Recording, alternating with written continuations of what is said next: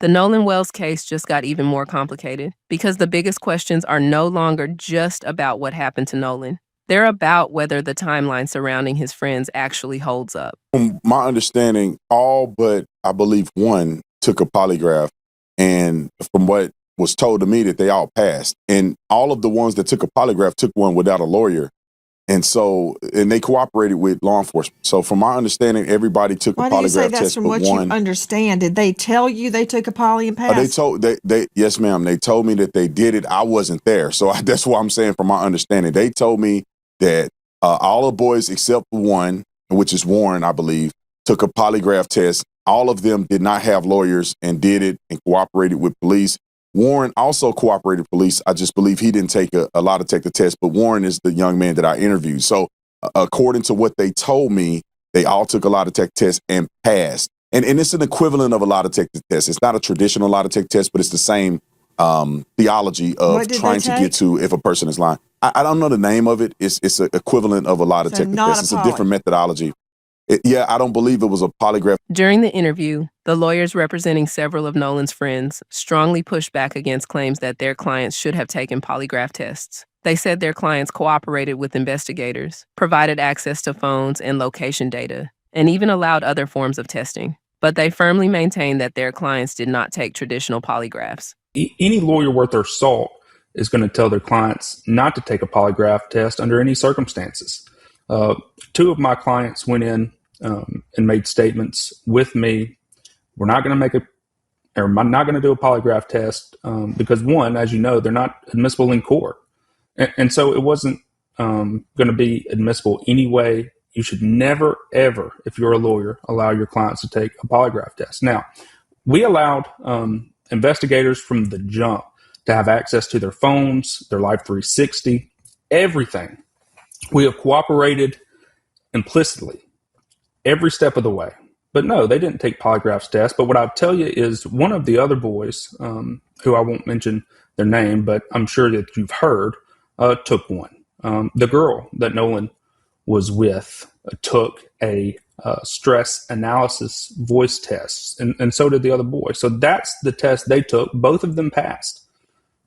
And so, again, no lawyer worth of salt is going to tell his clients to take a polygraph test or anything like that. At the time that we first cooperated with police, the first very week, the days after, just 1 to 2 days after the disappearance of Nolan Wells, we're not thinking about a civil suit. We're not thinking about that. We're thinking about how can we provide as much information to authorities so that they can find Nolan Wells. And it was not until after we spoke to officers and investigators that Nolan, unfortunately, his body was found on Horn Island, washed up.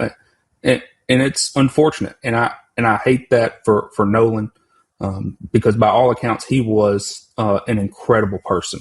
He was just truly remarkable in almost every sense of the word. But I mean, we're not thinking about a civil suit at that point in time. We're trying to help authorities find our friend, who we can't find either. Multiple witnesses reach out to us, 2 confirmed witnesses that saw Nolan Wells on the island around 6 p.m. on July 4th, well after the Triton, as you said, left around 4:30.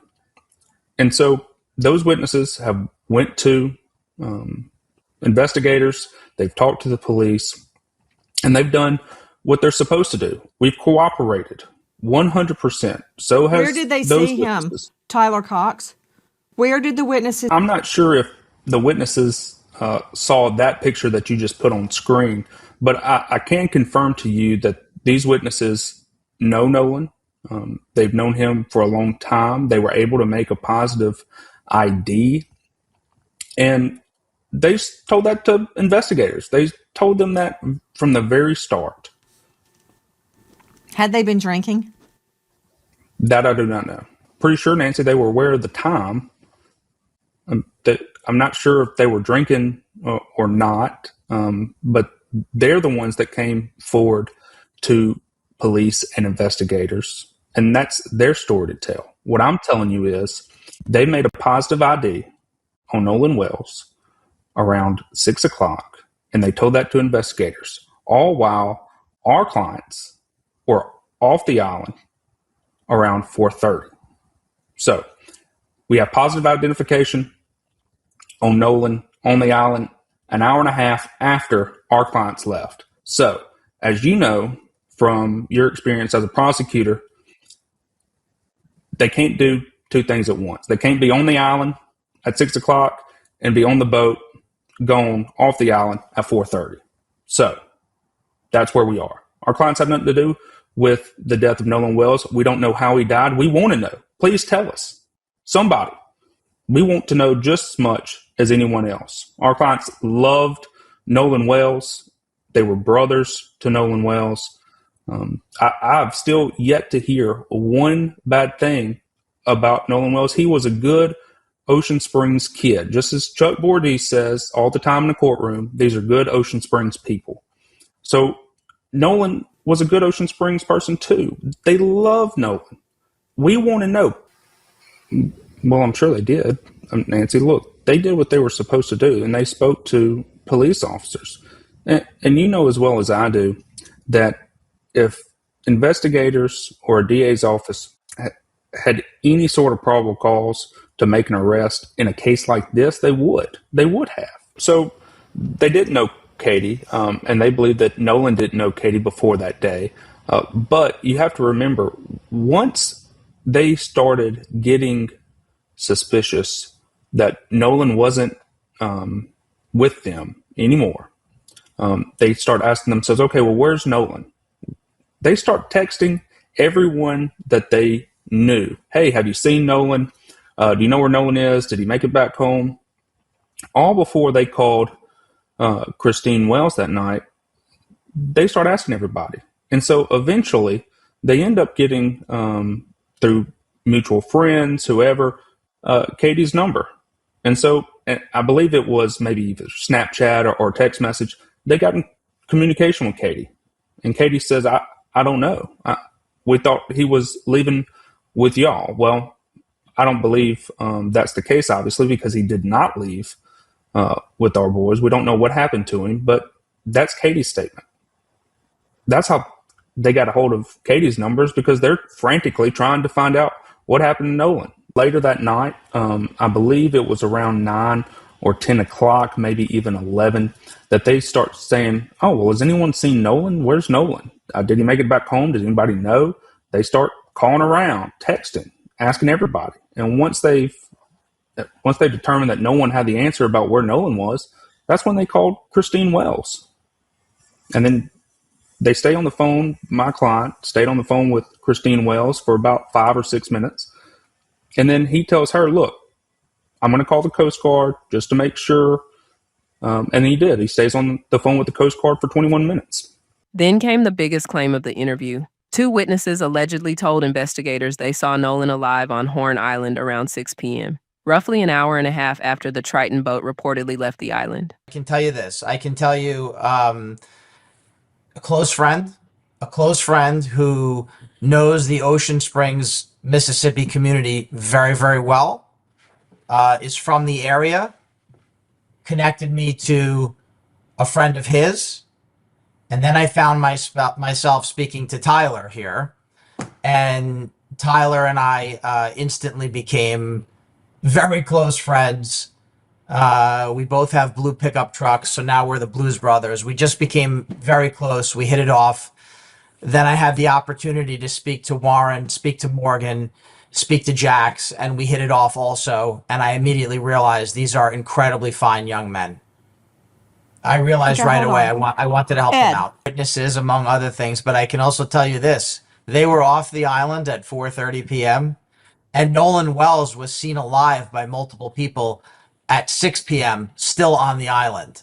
And I'm sure Tyler would be happy to elaborate on that. But this is a no doubt 100%. Listen, we're not coroners. We're not medical examiners. We want to know what happened to him just as much as everyone else. Quite frankly, more. Because Nolan was their best friend. Warren, Morgan, Jax. Nolan was their best friend. We want to know what happened. We haven't examined Nolan's body. We're not scientists. They didn't say that. There's no contradiction. I can just tell you this. They didn't know her. Nolan was with her much of the day, and he was still on the island when they left. He apparently spent much of the day with this young lady. That seems to be what happened. But no, there was this young lady was not part of their friend group. That's right. Okay, so when they say they didn't know her, but yet they were texting her, they did know her name. Well, I don't know if I agree with that characterization. Yeah, the Well, premise enlighten me. the I wanna premise is know. flawed. Yeah, the premise is flawed. She's not part of their friend group. They don't know her. I can tell you that it does appear, once again, it appears that Nolan was with this young lady for much of the day. That does seem to be confirmed by many witnesses. And I could tell you this, Nancy, one thing about this island, I did have the opportunity to go to Horn Island. And when you go to the island, everything starts to make sense. The first picture was maybe not so accurate. If you go to the part of Horn Island where, these events all occurred, you see that there are really no trees on that part of the island. It's flat, it's open, there are no visual obstructions, so there's no trees, there's no shelter, there's no nothing, and it was broad daylight with thousands of people there, meaning there was no opportunity for foul play during daylight hours. And that's where this whole thing starts to unravel. But I am telling you that there are a lot of people who have talked about this case and have said things that are not true, and they haven't been to the island. They've got to go to the island. If you don't go to the island, you can't speak with authority about the case. And I won't name names, but a lot of people who have hurt these fine young men and have defamed them, they've never visited the island, and I'm willing to bet that they've never visited the islands. Look at it right there. That shot you have right there. Broad daylight with thousands of people there. When I see that video of the boats in the water there, that also is not a good place to get away with murder. Now, we have been very careful. We have refrained from speculation. We have refrained from guessing, and we're going to continue to do that. However, plain view of that scene, the beach, the boats, the water, that is not a secretive environment. It just isn't. If those witness accounts are accurate, that could dramatically change the timeline. But there are still important questions. The two witnesses reportedly knew each other and were together that day. How certain were they about the time? Were they drinking? And exactly how strong was their identification of Nolan? Then there's the medical evidence, including questions about why tissue from Nolan's neck was examined. At this point, there are claims, conflicting interpretations, and unanswered questions, but no definitive explanation for what happened to Nolan Wells.